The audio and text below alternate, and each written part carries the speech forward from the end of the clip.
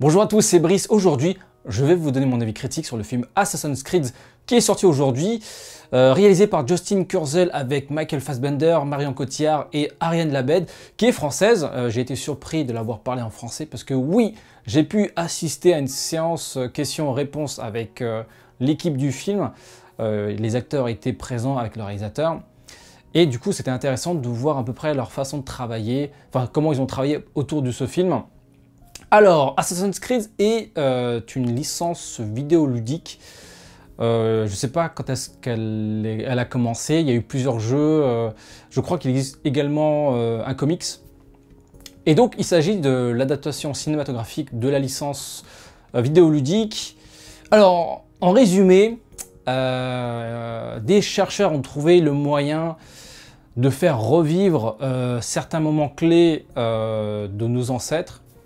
Alors pourquoi ils ont créé cette technologie? En fait, ils ont l'objectif de récupérer un artefact. L'artefact permettrait de contrôler le libre arbitre des êtres humains, rien que ça.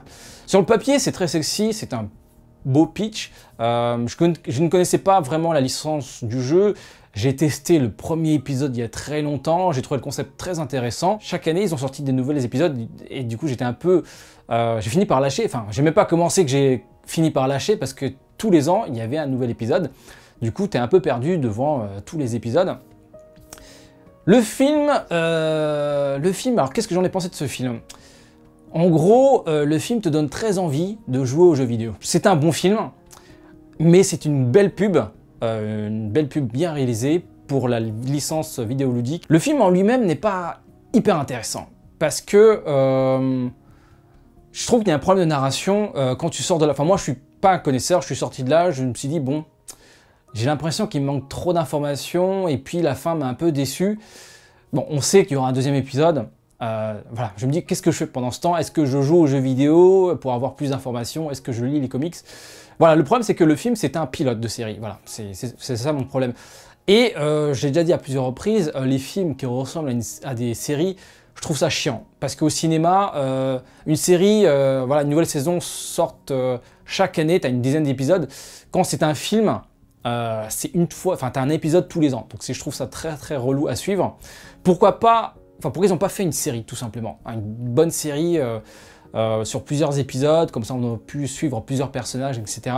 Comme ça on aurait pu avoir le temps, on va dire, de profiter du background, du contexte historique, d'en savoir un peu plus sur chacun, enfin sur les différents personnages, parce que le problème dans ce genre de film qui ressemble à une série, c'est qu'on n'a pas le temps de s'attarder sur tout le monde. Il y a plusieurs personnages qui sont bien traités, enfin, par exemple le personnage de Michael Fassbender, tout est centré sur lui.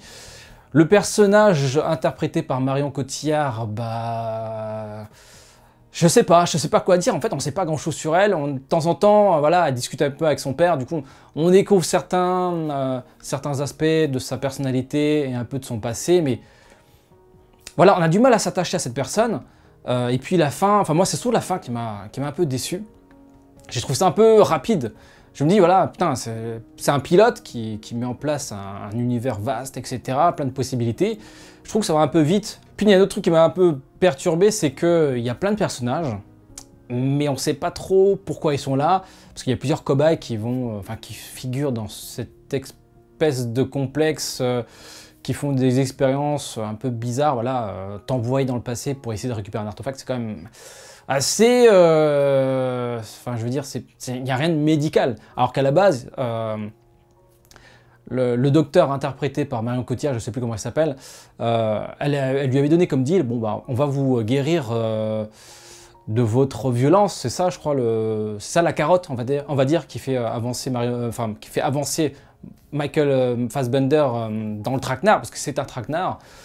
Et puis il finit par découvrir que derrière cette boîte, il y a des gens qui cherchent autre chose, etc. En tout cas, c'est un film assez plaisant quand même. Les scènes d'action sont très bien réalisées. Alors, bravo aux cascadeurs, parce que c'est un film de cascadeurs. Il y a vraiment des très très belles cascades.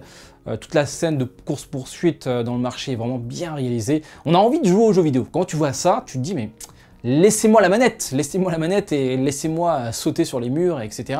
Donc c'est très plaisant à regarder.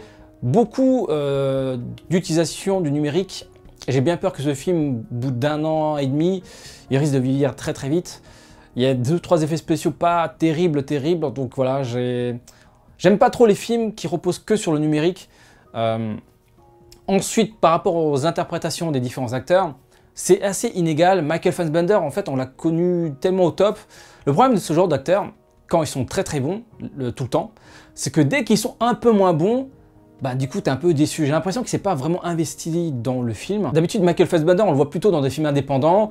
Bon après il a joué dans X-Men, mais il y avait comme une certaine approche artistique dans X-Men.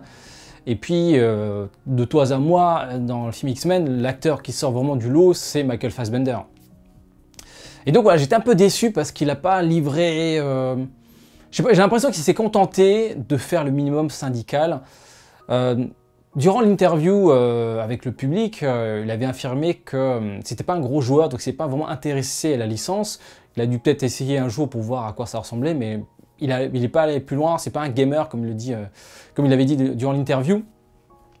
Je sais pas comment ils ont travaillé du coup, parce que, enfin je sais pas, mais quand c'est une licence de jeu assez connue, je veux dire, il faut quand même s'intéresser. Alors peut-être qu'il s'est juste intéressé à la Bible, parce la réalisateur parlait de la fameuse Bible. Mais au final, le film ressemble quand même drôlement à un jeu vidéo. Voilà. Après, c'est une très très bonne adaptation de jeu vidéo. Il n'y en a pas beaucoup qui sont vraiment réussis. Hein, on se rappelle tous de Street Fighter, hein, le catastrophique Street Fighter avec Jean-Claude Van Damme. C'était une autre époque, hein, où on faisait un peu de la merde et on misait tout sur la licence. Là, ils ont fait un effort, le film est vraiment bien foutu. Voilà, je suis très honnête, avec vous, hein, je suis sorti du film, je me dis, il me faut les jeux. Il me faut, du coup, je me dis, mais je commence par quel jeu? Tiens, d'ailleurs, si tu connais la licence, n'hésite pas à me dire en commentaire quel est le meilleur épisode de la licence vidéoludique, hein, histoire que je commence directement par le meilleur. Ariane Labed est très très intéressante. Je la connaissais pas du tout. Dans le film, elle est vraiment... Déjà, d'une part, j'ai cru que c'était une actrice américaine. Elle avait la classe américaine. Elle était... voilà, je crois qu'elle fait quand même 2-3 petites cascades. Elle joue assez bien. Enfin, elle joue très bien. Elle est donc parfaitement dans le personnage. Elle a un rôle physique et je trouve ça vraiment bien réussi ce qu'elle a fait. Après, je ne sais pas si elle a réalisé toutes les... Enfin, je pense pas qu'elle a réalisé la plupart des cascades, parce que certaines cascades me paraissent vraiment très dangereuses. Dans tous les cas, c'est une très bonne surprise. J'ai hâte de voir ce qu'elle est capable de faire plus tard. Je vais peut-être m'intéresser un peu à sa filmographie. Et voilà, c'est une Française, encore une Française qui a percé aux États-Unis, ça fait plaisir. Et puis concernant Marion Cotillard, je suis un peu mitigé. C'est une actrice que j'aime beaucoup. Elle a plus rien à prouver, hein. Elle a eu un César et un Oscar, si je dis pas de bêtises. Moi, mon film préféré avec elle, c'est De Rouet et d'Os. Rien à dire, c'est parfait, quoi. C'est une actrice... voilà, quand on lui donne de l'espace, quand on lui donne du temps, qu'on travaille avec elle, ben, le résultat se voit à l'image. Et là, j'ai l'impression qu'il n'y a pas eu de travail avec l'actrice. On lui a donné le texte et on lui a dit, bon, bah, fais l'actrice, quoi. Et je crois que c'est pareil un peu avec les autres acteurs. Ils disent, bon, bah, tu donnais le texte. Et voilà, j'ai l'impression qu'il n'y a pas vraiment eu de direction d'acteur. Elle était un peu en roue libre. Après, voilà, c'est mon ressenti. Ça se trouve, ils ont bossé le texte, etc. C'est peut-être le texte. Enfin, il y a peut-être un problème sur le texte. Mais en tout cas, voilà, je ne l'ai pas trouvée vraiment convaincante. Dans Ennemi Public, elle était exceptionnelle. Dans Inception, pareil, elle était très très bien. Dans Batman, bon, bah, il y a eu des hauts et des bas. J'ai l'impression que Marion Cotillard est davantage dirigée dans les films français. Du coup, bah, ça se voit à l'écran, elle crève l'écran. Alors qu'aux États-Unis, je sais pas pourquoi, j'ai l'impression il n'y a pas qu'à ce même travail que les acteurs. Après, c'est peut-être que je me trompe, peut-être que je suis tombé sur les mauvais films, j'ai pas vu tous ces films, enfin tous les films qu'elle a fait aux États-Unis. Alors je voulais juste revenir 30 secondes sur l'idée du film, c'est-à-dire pouvoir revivre certains moments clés de ses ancêtres. Moi je kifferais revivre des moments clés durant des guerres, histoire de comprendre pourquoi ça en est arrivé là, tu vois. Malheureusement dans le film, ils vont utiliser ce procédé pour faire autre chose. Mais je pense que si on pouvait avoir, enfin si on avait les moyens de faire ça, de revivre certains moments de ses ancêtres, pour pouvoir avoir une vision plus large, peut-être pour se rappeler de certaines choses, par exemple tout ce qui est autour de la guerre, par exemple, voilà, histoire de savoir que, enfin, on a tous eu des ancêtres qui ont connu de près ou de loin la guerre, et donc C'est intéressant de voir quel était leur ressenti à cette époque, histoire de tous nous dégoûter de la guerre. Je pense que c'est vraiment intéressant pour le bien de l'humanité, voilà, de pouvoir revivre certains moments clés de notre histoire, certains moments très sombres, pour éviter de refaire les mêmes erreurs. Pareil pour les crises financières, c'est quelque chose qui est cyclique, on connaît comment ça fonctionne, etc. Si on pouvait revivre ces moments-là pour se dire que dans le présent, on va éviter, on va tout faire pour éviter que ça se reproduise. Donc voilà. Sur le papier, c'est très sexy. Après, bon, dans le film, ils vont utiliser ce procédé pour faire autre chose. Moi, j'aurais aimé connaître le premier membre de ma famille, qu'est-ce qu'il était, enfin, qu'est-ce qu'il avait comme métier, est-ce qu'il faisait aussi des vidéos dans sa caverne, enfin, des vidéos, il faisait peut-être des dessins dans sa caverne, des podcasts, voilà, à partir de petits dessins dans la grotte, là. Revivre certains moments de ses ancêtres, moi je pense que... Moi je dis oui, moi je signe, moi je suis partant pour tester le truc, tu vois. Donc si un jour ça existe, n'hésitez pas à me contacter, moi j'aimerais bien revivre des trucs comme ça. Voilà. En bref, c'est un film qui te donne envie de jouer aux jeux vidéo, c'est bien fait, mais voilà, je pense que ça vise plutôt les joueurs, les personnes qui s'intéressent vraiment pas aux jeux vidéo, ils risquent de sortir de là et se dire bon voilà quoi. Et toi, dis-moi en commentaire qu'est-ce que tu as pensé de ce film.